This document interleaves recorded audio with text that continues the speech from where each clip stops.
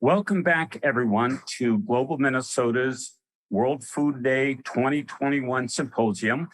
Thank you for tuning in. We have people from dozens of countries from all over the planet, and I'm so pleased to have as our special guest today, Dr. James Mwangi. He's the Group Managing Director and CEO of Equity Group Holdings and Executive Chairman of the Executive Group Foundation. I've gotten to know and appreciate the work of Dr. Mwangi, James, as he likes to be called, because he has been one of the leaders in thinking about where Africa is going in the future and how important it is for the whole planet that we understand the dynamism, the creativity, the productivity, and the importance of the African continent in general for the well-being of the whole planet. He's a thought leader, a disruptive entrepreneur, the successful and very, very philanthropic leader, one of the most important banking organizations in all of Africa, the largest in East and Central Africa. I got to know the work of Equity Bank because of their special focus on agriculture, on small and medium-sized entrepreneurs, small farmers, medium-sized farmers, and they have made this not only a priority in the life of their bank, but as they have expanded throughout the region, they've continued to make agriculture, food production and agriculture, a key priority. In fact, they have a vision of a Marshall Plan for Africa. They have a vision for how the long-term development will continue to be based on understanding how important that sector is, the agricultural producers, the food sector in general. It's, of course, been a difficult and upside-down period for everybody all over the planet, but James has been continuing to keep his North Star focused on the social impact and the importance of sustainability and resilience in his region, but also for the entire planet. And for that work, that amazing work that he's been involved in with his team there in Nairobi, he was awarded the 2020 Oslo Business for Peace Award, among many other recognitions from the Bloomberg 50 for Global Vision, the Forbes African Person of the Year, Ernst & Young World Entrepreneur of the Year, International Planned Parenthood Federation awards, and people from one end of the planet to the next have recognized that his dynamism and his values-based approach to banking and other important necessary services like education and healthcare is both a bright star for the continent of Africa and the countries where they're working, but it's also a leadership position for the whole planet. And so today, as we're looking at the impacts of the COVID crisis, the climate crisis, violent conflict, how have these impacted food security and what are some of the solutions? I thought of who was the person on the planet that in my mind was doing the most to bring that perspective. How do we solve our immediate problems in ways that give us that long-term addressing of the underlying conditions? And so, Dr. Mwangi, today is our opportunity to learn from you, to be become inspired by what you've been doing, and to give us a sense of why Equity has found this focus on food and agriculture so important from the beginning. Maybe we could start with that question. How did this come to be a key focus for Equity? Thank you very much, Mark, for having me in this conversation, and I'm deeply grateful. Equity was formed as a social solution to the challenges facing a farming community in rural Kenya. But from that genesis of serving a village, it has grown to have its presence in 7 countries. In this village, the objective was to bring financial tools to the rural community fully engaged in agricultural activities so that they could improve their lives, they could live lives of dignity, and they could expand their opportunities for wealth creation.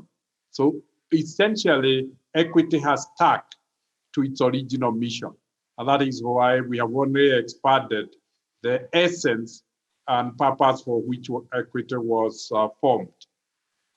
So in the United States, we're seeing this opportunity for trade, for investment. Has equity been part of the larger diaspora community's conversations about the importance of trade and investment in Africa now that there's the continental-wide free trade agreement? Equity has been fully engaged and involved in cross-border trade discussions. We believe that in an agricultural setup, the solution lies in picking agricultural produce from surplus regions to deficit regions and organizing the logistics thereof. Whatever name you call that, that is trade, and it can be from village to village, from region to region, from country to country. And that truly is what helps supporting, because food and agriculture is beyond trade, is about nutrition. And every part of community and society is acting for that nutrition in their food, the diversity in supplies, and as a result, trade and commerce becomes the vehicle through that exchange and of food and value can take place. Coming back into the region, Equity has set up a strategic plan to facilitate agricultural produce from one country to the other through the East African community, through the SADC, the COMESA region, and recently through the African Continental Free Trade Area. But equity financing agriculture and Africa being a major exporter of raw agricultural produce, raw materials, means it facilitates trade. Unfortunately, it has been facilitating a skewed trade where farmers grow raw material, exports for production and processing, and then imports the finished product. And now the issue we are asking, can we play on the competitive advantage of each country and help the farmers in each country to add value to what they produce? One, that reduces and increases efficiency, creates value, enhanced value to the farmers, and makes logistics of food transportation much easier. So I know you've been thinking about this in many sectors, agriculture, in mining, in other manufacturing services, and you've been talking out in the larger community about a Marshall Plan for Africa and something really specific in East and Central. Can you share with our viewers your vision about that sort of integrated, large-scale vision? We have been studying the history of Africa for the last 100 years, and every effort has been made to transform Africa, to improve the quality of lives of the African population. But there is very little to show for all that effort. So that inspired us to study other communities. And as we studied, whether it's the agrarian revolution, whether it's the green revolution, whether it's the Marshall Plan, as you have said, we realized all these solutions have worked because they are homegrown solutions. They are owned by the people. They are aligned to their interests, and they're inspired by the need to transform themselves. So we chose to inspire the African continent to own its own transformation, its own development. Africa doesn't lack in natural resources. It doesn't lack in labor. What Africa has really been lacking is entrepreneurship that can combine and organize African resources, its people, its youthful population that is excellent labor, its natural resources. It has 60% of the world's blood. It's endowed with natural resources, particularly mineral wealth, and then invite international capital to complement. And so the rest of the world will then align to the return to their capital as Africa aligns to extraction and exploitation of its own resources, and the entrepreneurs take the leadership of organizing that process. And we then think that is the only way interest would be aligned and driven by the African people for themselves, while the rest of the world benefit from a return of their contribution and participation. We believe that is not only sustainable, but scalable from one generation to the other. And that is why we started with Eastern and Central African region. We learned a lot of lessons from the COVID experience. Equity chose to, with its partners, to set aside $17 million to protect the host communities. And we chose to provide them with all their hospitals, 116 hospitals in Kenya, with the PPEs to protect the doctors so that they could be there for everybody.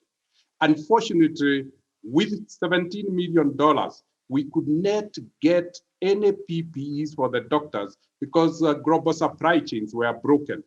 Then we sat down with a couple of doctors and invited global consulting firms to train 106 manufacturing companies to repurpose and to retool their processes to provide the PPEs.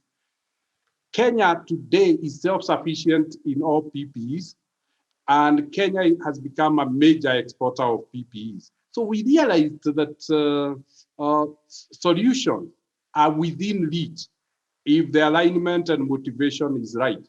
And that lesson from dealing with COVID has taught us a lot of lessons that we can take other sectors, starting with agriculture, and then transform it. Why start with agriculture? Because 53% of African population are living from agriculture. By transforming agriculture, you'll have changed the rights of 53% of the population. 64% of Africa's exports are of agricultural commodities. So essentially, you can enhance productivity, transform agriculture, but also get raw material to industrialize Africa by agro-processing factories. And we are saying agro-processing is an economic activity, a global class of assets which can draw international capital. So essentially, it's a win-win for everybody. And we can see a resilient transformational plan that would really see the region transform based on its competitive advantage. And so most of the problems that are articulated by the Sustainable Development Goals. Well, that's an especially inspiring story about those over 100 factories being able to be repurposed, and now to have the doctors and the people working in the front line protected, and to create more supply for the world market. Of course, it's good for exports from Kenya, but it's good for the planet that it was still a broken supply chain in protective gear and protective personal products, but you're now making a contribution to that, solving your problem there in Kenya, but helping the world solve its shortage. I'm thinking of other examples of where COVID has, in a way, forced some solutions. It sounds like Kenya has been very, very aggressive and thoughtful and forward-looking in converting solutions into long-term, bigger pictures. I know that many of the diaspora here in Minnesota and in our region, coming from East and Central and Southern parts of Africa, are extremely entrepreneurial, starting businesses right away and starting up farms. We are in a moment now where there are many very successful diaspora members inside the United States, I'm guessing also Canada and other countries.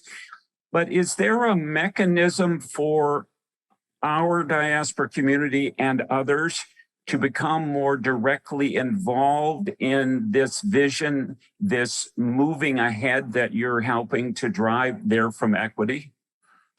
Africa's diaspora will be the most powerful tool in our plan. It's a diaspora that is socially exposed.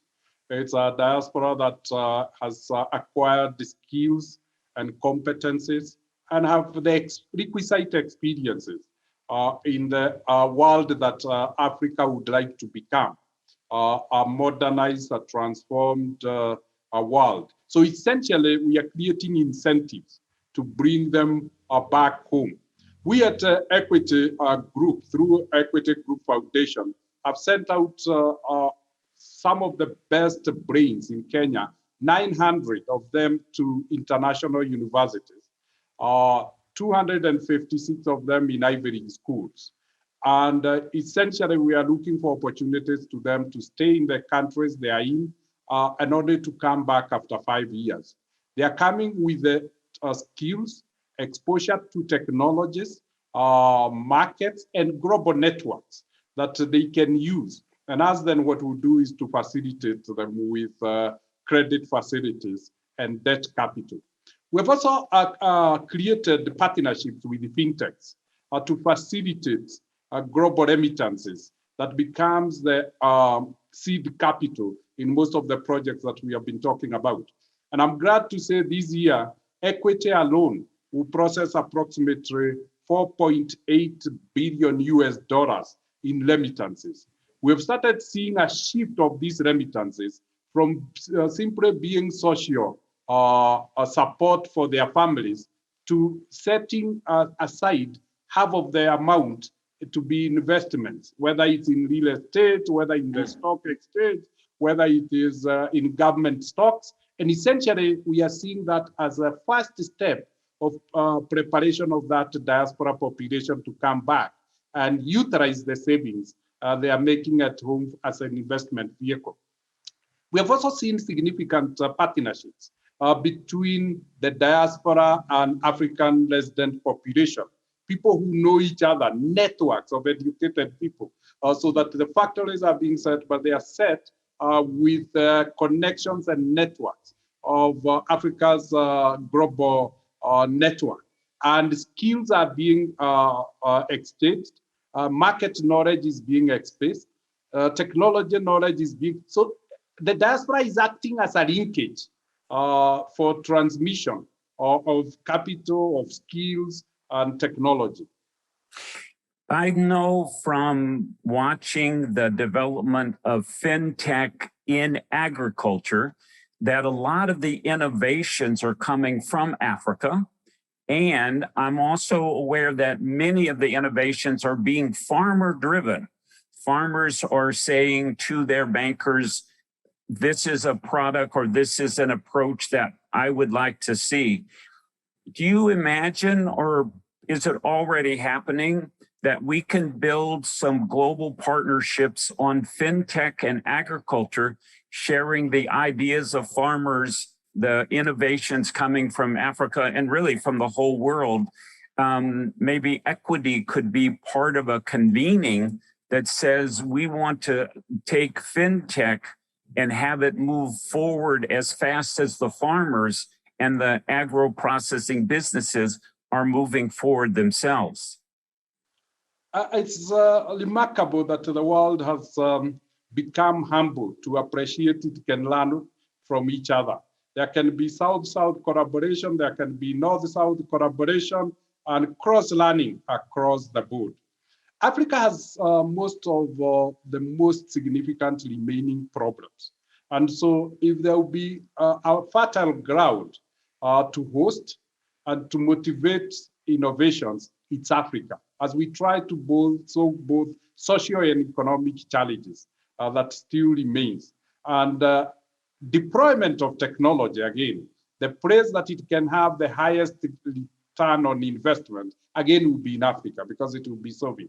What has really amazed me is the interface between technology and youthful population. The mean age in Africa is now around 17, 18 years old.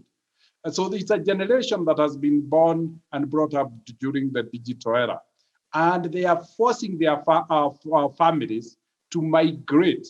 You'll notice that, for instance, in Kenya, the famous M-Pesa mobile platform that allows, in a very efficient way, payments and movement of money in the country.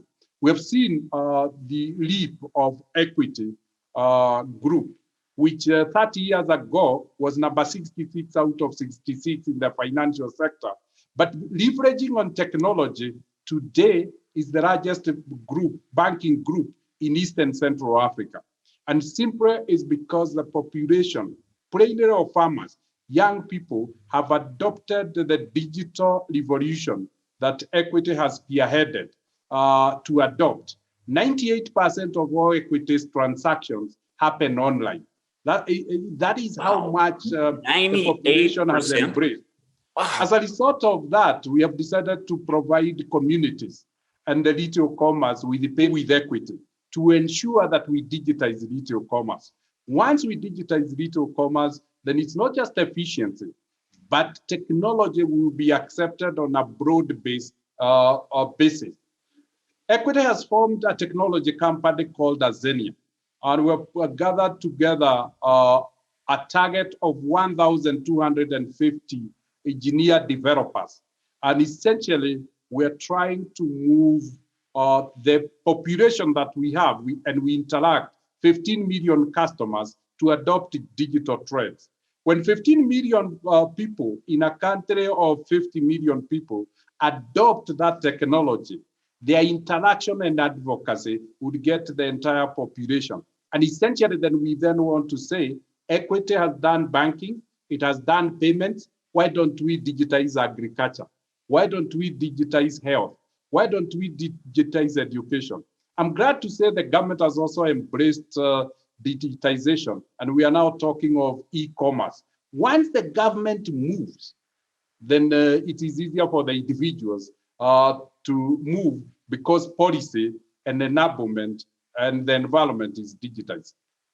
Well, I know a little bit of that story of Equity being 66th on the list, and you took a big risk leaving a successful career in banking and deciding to transform Equity. But what I hear you saying is that it was the digitizing and then the adoption of the digital approach with young people, with farmers, with others that really has been what has allowed Equity to become now the biggest player and the leading player from a technology and future orientation. That story, it seems like, also transforms Equity. Now you're, seems to me, truly a global bank, a global financial and technology institution based in Nairobi, but working everywhere that the digital can find.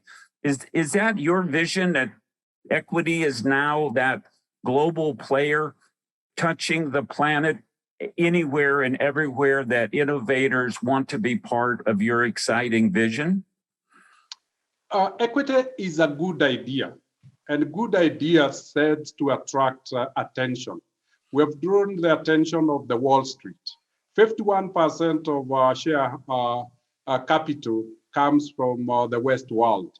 It's the real names that can see the growth story, the return story, and the impact story.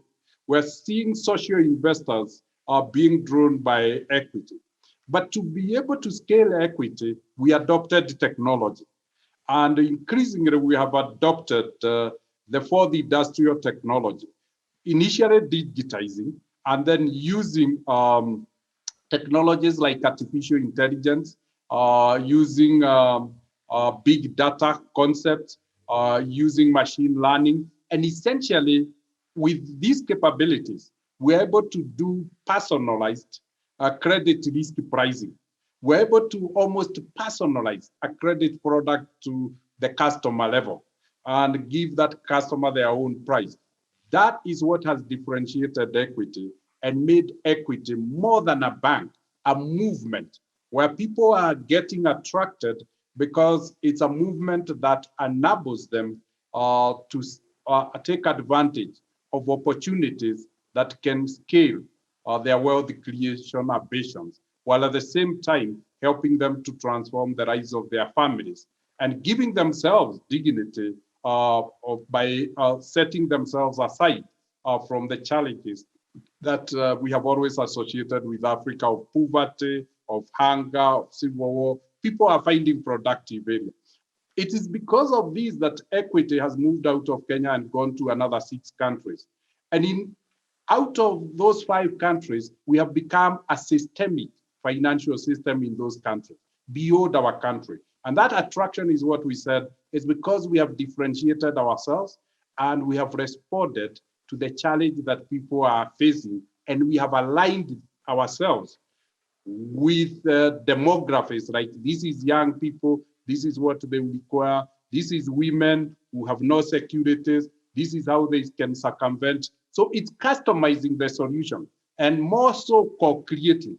But let me also say we set 2% of our total revenue as a shared prosperity contribution to host communities. And we use that to build their capacity. So financial literacy, entrepreneurship training, health training, so that they actively participate and have the requisite skills, requisite capability to actively participate in this new thinking.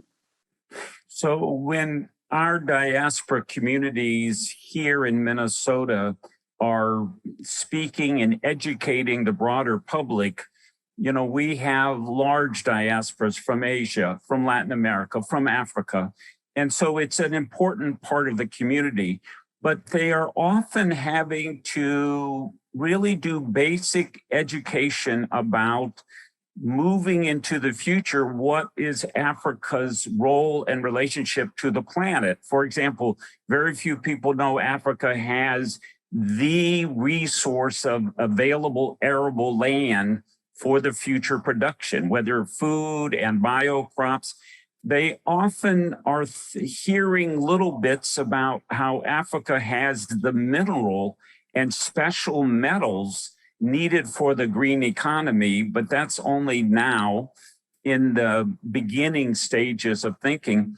And almost no one has taken a look at or thought about the fact that the young people on the planet are going to be in Africa, on the African continent, and the population of the planet will shift to Africa being the most important market for ideas, for products, for culture in the not very distant future. These big factors of the future seem to be coming at the same moment of consciousness as you are leading on technology, financial matters, on integrating social inclusion, social progress in the entrepreneurial spirit. Do you feel hopeful that these awarenesses and these technological social innovations will move together, move us together, Africa, North America, the planet? I think, Mark, it is conversations like these that will feed into that whole ecosystem of thought process. The silver lining of COVID-19 is raising the consciousness and awareness of the world. And you have put it very well. People have woken up to the reality that Africa with 1.2 billion people is a sizable market to allow the rest of the world to continue to grow. With the minage being 17 years for an entire continent, that 1.2 billion, people can see the formidable labor that has been born and brought up during a digital era. So they are digital natives and can quickly be converted to become increasingly the labor force of the 4th industrial revolution. The third one is that I think people have woken up to the reality of the need to reverse the adverse effect of climate change. And part of it is clean energy. It's the electric car. When you take specifically the electric car, the world has woken up to the reality that 60% of the resources that we need to use if we are to succeed in our initiative for green energy will come from Africa. So I think Africa has won its place as an equal partner who has a contribution to make, whether it's labor contribution, whether it's the 60% Arab blood to feed the future population of the world, whether it's natural resources in reversing the adverse effect of global warming, Africa has a seat. So that ability for the world to consciously recognize that and have this debate is what was lacking. With that debate taking place, we would assume the world is wise and the global population will be wise and will make the wise decision of not leaving Africa behind anymore and allowing Africa to tell its own story, to allow the African narrative not to be distorted, and to allow the Africans themselves to tell their story. So, and hopefully accept the need to change global structures that would make it easier for Africa.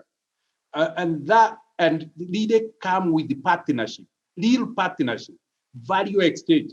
And that leads me to the conclusion that the solution lies not in aid, but trade. Trade in the right terms, where we trade not in raw materials, but in finished product. There's no harm with the Western world processing, helping us with its capital to process the raw materials. But can we process them in Africa and jointly export them to the world and share value so that the young African population can get jobs? That's all that will make this work. A fair world where nobody is left behind, a resilient world where everybody feels there is fairness and justice, and where everybody is passionate because their vote counts. To me, you are spot on. So your story of trying to find protective personal gear and not being able to find it, and then converting your factories to be producing for Kenya, for doctors and frontline, but then being able to contribute to the world, it seems like you've been walking this path of contributing to the whole planet by building up the resources, the capacity in this area, health. I mean, COVID suddenly made mask and PPE everybody's worry. But I can feel the same debate and questions, for example, on the question of vaccine. We have built a kind of a global charity model, but Kenya could produce the vaccine. South Africa can produce the vaccine. Uganda can produce the vaccine. It feels like you have a vision of the proper balance of self-sufficiency and community care and trade and investment that is a two-way street.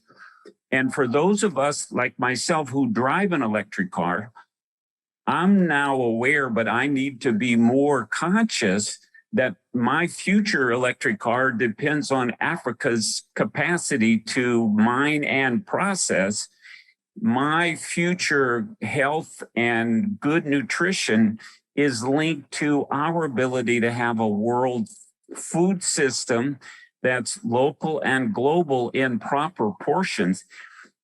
I'm so grateful that the Oslo committee chose to honor you for your contributions to peace, because it seems to me that if we don't move in the direction that you're describing, where we respect and understand all of our contributions, the conflicts that grow out of, water and food and animals and all of the things that happen at the local level and the wars that happen at the ideological level, we won't be able to solve that scourge of humanity unless we solve these direct problems of food and water and climate and the other things.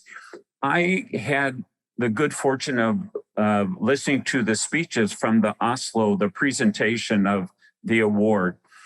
Can you share a little bit of how you felt with this recognition about your contributions to the kind of the most fundamental thing, peace among people and among the nations?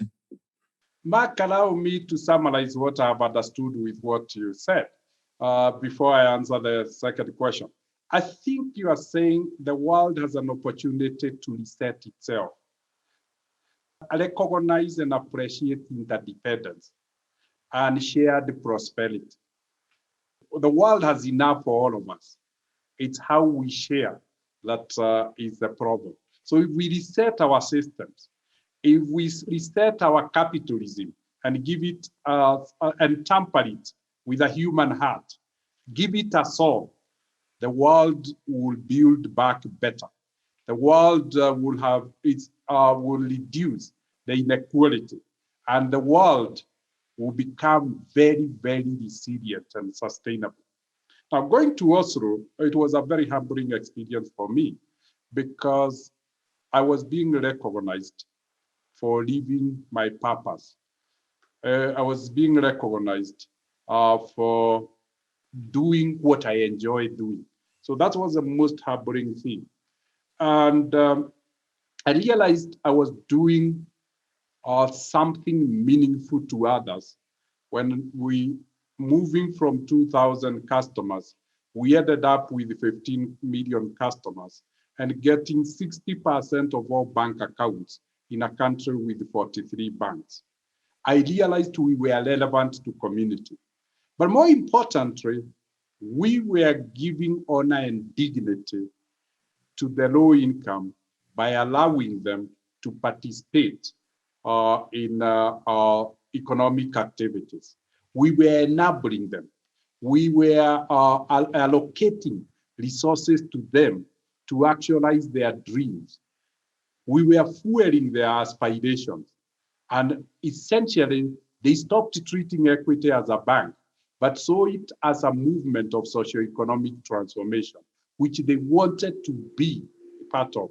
I never saw myself as transforming them, but I saw myself as enabling them to acquire the tools to transform themselves and change their destiny. Little did I know that by doing that, I was creating a brand that was enjoying social capital. I was building enormous trust with the community. So I realized equity was at peace with the coast communities. And it was more of a symbiotic relationship. But by allocating everybody within community, the resources they required to realize their dreams, everybody had the skin in the game and everybody cared and everybody was peaceful. When everybody is peaceful and at peace with everybody else, then the community has peace. And so I could then relate what we had done with the Oslo Business for Peace Award. But it then reflected back. That was many years after 2005, winning the Global Vision Award, whose caption was "Initiators of the Concept of the Future that will shape the global economy." It's only now that I could see the wisdom and the insight. And I'm glad that we have lived through this to see that big picture now flourishing and giving knowledge to the rest of the world. And I'm glad that the award came at a time when the world was reflecting, when the world was going through that movement of looking back and saying we could have done better. And we were being given as an example of people who might have got it right early on. So that is why it was very, very humbling. But I'm very grateful for the recognition. And it goes to the 10,000 of my colleagues who tirelessly make the wheels of equity rotate. Well, this morning we heard again from Governor David Beasley, the head of the World Food Program, who was our main speaker last year on World Food Day. And it was about a week after the recognition came to the World Food Program about their contribution to peace. The Nobel Peace Prize Committee recognizing their work in resisting people who would use food as a weapon of war, their work in reducing conflict by addressing agriculture and nutrition and food issues, and also their direct work in preventing the underlying conditions that often lead us to war. I'm very proud that our Global Minnesota World Food Day is honoring and bringing in the voices of Peace Prize winners who understand where food and agriculture sit at the crossroads of peace and justice. But I'm also so grateful for your comments today, helping all of us today and for as long as we can remember and be reminded that Africa will sit at the crossroads of the peace and prosperity of the future. You had a phrase that we have what we need. It's how we have failed to distribute. You talked about the difference between thinking of it as transformation and enabling. You've given us insights into how equity went from being the lowest rank to the highest and the way that it has become a movement. I'm just so honored to be able to speak with you today about the things that you've done that make the world a safer, more peaceful place, right there in your home country and region, but in the larger planet, the whole way that you've expressed yourself. But I'm also aware that we have much, much more work to do. We have our own communities to mobilize together. And so as we end our time together this morning, I want to again invite you to come visit us when it's safe. And I know that your message in our diaspora community and in our whole community will resonate. Sometimes we talk of Minnesota as a state that specializes in organized kindness. The thought process about how we treat each other, you've demonstrated in your life's work and the work of your colleagues and your movement is one of the largest and most successful and most peace-creating examples of organized kindness I've ever come to know. Thank you so much for joining us here, and thank you for being a maker of peace. I'm so grateful that the world has recognized that, and we have much more work to do.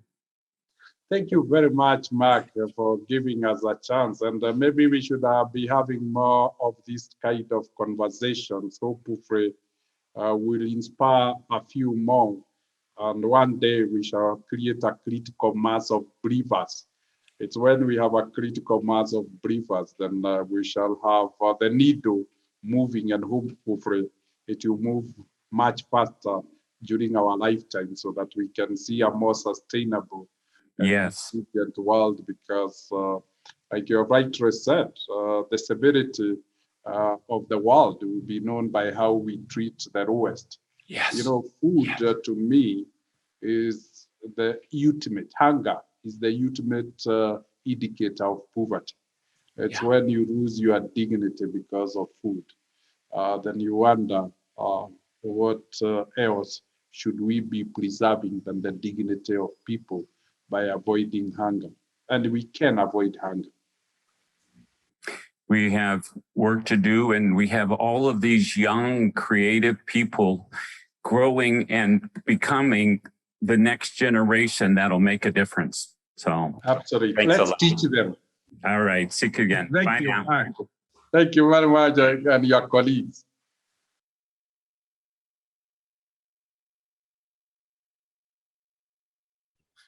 Welcome back, everyone.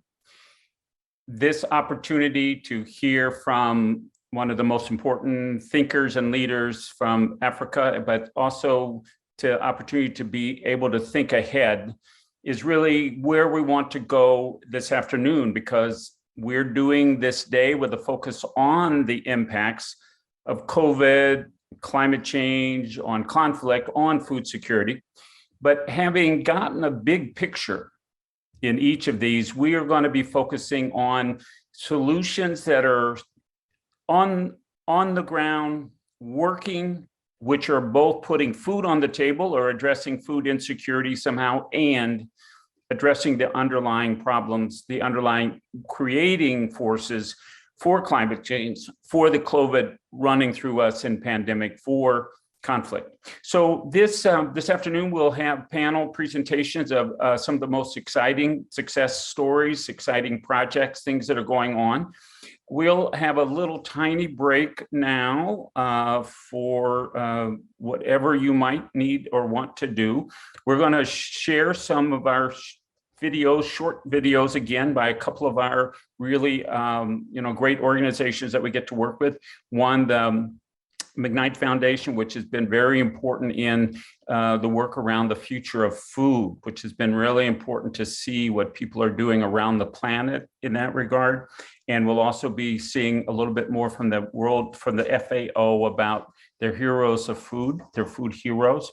But I want to take this moment to remind you that there is information about getting the closed captioning if you need that, and it's in the description box over at the YouTube channel.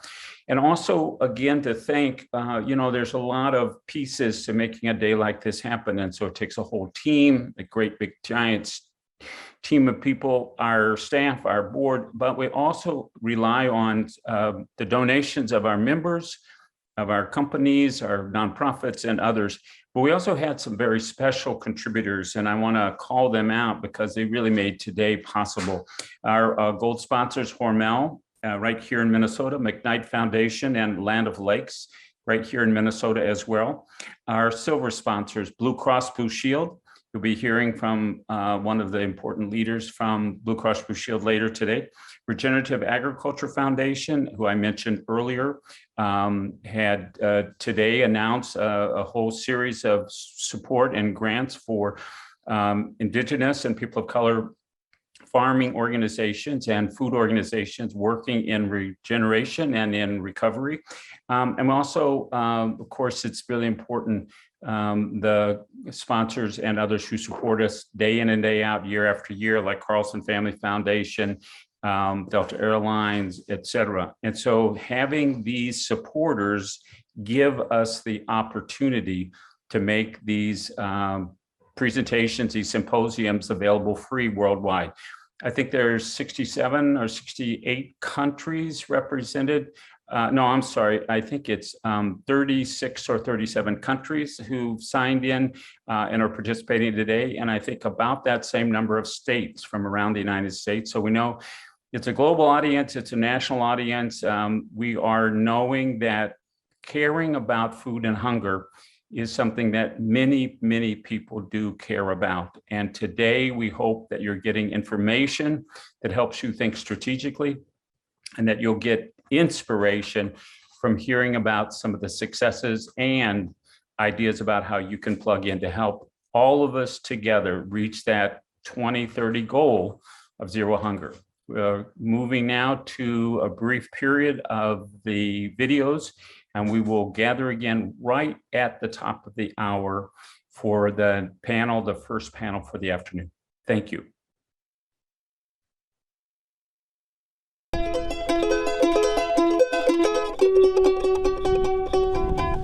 Mi nombre es Alejandro Bonifacio Flores, soy ingeniero agrónomo de profesión. Trabajo en la Fundación Proimpa, que ha sido patrocinada en su investigación por la Fundación McKnight desde hace 20 años en la parte de la investigación y desde hace 16 años en la comunidad de práctica, que es una actividad que tenemos relación entre varios proyectos de Sudamérica, inclusive con África, y trabajamos en la quinoa. Personalmente yo soy un mejorador de quinoa, pero la quinoa no está sola, siempre decimos que no está sola, sino que está en una interacción en un sistema de producción. Entonces abordamos la quinoa en un contexto de su paisaje, de su ambiente. Entonces así que aparte de la quinoa, trabajamos con especies nativas, arbustos, pastos, y además está en interrelación con la llama. El productor de quinoa es íntegro, maneja todo un sistema. Que sabemos que en la diversidad está la sostenibilidad, la diversidad de cultivos en tema de quinoa y la diversidad, la biodiversidad en otros, ¿no?, que están asociados a la quinoa, ¿no? La diversidad de papa, la diversidad de quinoa, la agrobiodiversidad, o sea, especies nativas que son también diversos. Entonces, estamos conscientes de que a la larga la diversidad, la biodiversidad nos va a contribuir fuertemente a afrontar el cambio climático y la sostenibilidad de la producción en el altiplano.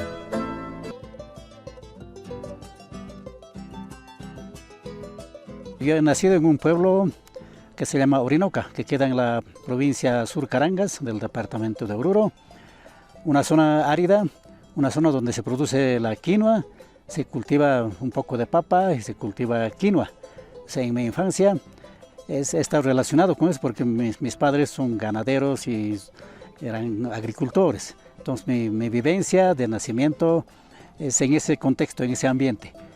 Entonces yo siempre digo, cuando me preguntan dónde he nacido, yo he nacido, digo un poco en broma, que yo he nacido en cuna de paja y cuna de arena.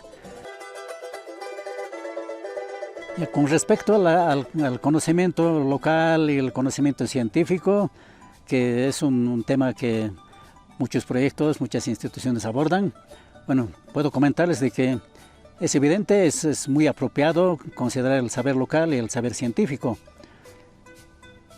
Porque en el campo está el saber local y la gente ha manejado por miles de años la tecnología, el conocimiento, todo eso, pero ese conocimiento no está escrito, ¿no? Solamente se transmite por vía oral. Entonces, en mi caso, a través por la vivencia con mis padres, mi mamá, todo eso, he tenido la oportunidad de conocer muchos aspectos del campo, o sea, la vivencia en el campo, el manejo, el abordaje de algunos problemas. Pero también, o sea, la formación académica me ha permitido también cómo explicar, o sea, esos conocimientos, en otras palabras, cómo relacionar el saber local con el saber científico que se llama. Con respecto a la confianza de los agricultores, yo creo que nace de la ascendencia misma que uno tiene, ¿no? Por ejemplo, yo me comunico fácilmente con los productores en su idioma nativo, el aymara, ¿no?